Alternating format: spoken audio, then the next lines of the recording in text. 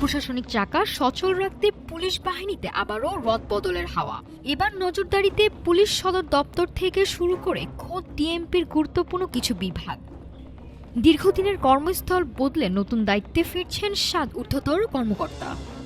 সোমবার পুলিশ মহাপরিদর্শক আলী হোসেন ফকিরের স্বাক্ষরিত এক আদেশে জানানো হয় এই পরিবর্তনের খবর, যেখানে অতিরিক্ত ডিআইজি থেকে শুরু করে অতিরিক্ত উপকমিশনার পদমর্যাদার কর্মকর্তারা রয়েছেন।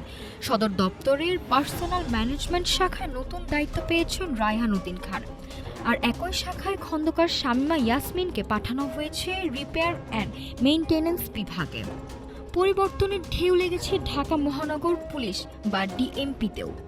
গোয়েন্দা জালে ধার বাড়াতে সচিবালয় নিরাপত্তা থেকে আব্দুল কাদেরকে আনা হয়েছে ডিবি তেজগাঁও বিভাগে। অন্যদিকে ট্রাফিক ব্যবস্থাপনার চ্যালেঞ্জ সামলাতে দায়িত্ব দেওয়া হয়েছে মোহাম্মদ খালিদ বোরহানকে।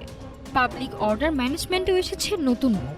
আমেনা আক্তার এবং শারমিন আক্তার চুমকি পরস্পরের দায়িত্ব বদল করে সামলাবেন নতুন ফ্রন্ট।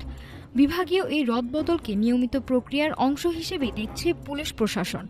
জননিরাপত্তা নিশ্চিত আর মাঠ পর্যায়ের কাজের গতি বাড়াতে এই পরিবর্তন কতটা কার্যকর হয়, এখন সেটি দেখার অপেক্ষা। আইনশৃঙ্খলা পরিস্থিতি উন্নয়ন আর প্রশাসনিক চেইন অব কমান্ড শক্তিশালী করতেই এই রদবদল। নতুন কর্মস্থলে এই ৭ কর্মকর্তা পেশাদারিত্বের স্বাক্ষর রাখবেন, এমনটাই প্রত্যাশা সাধারণ মানুষের। নাফিসা সামিয়া, ঢাকা টুডে।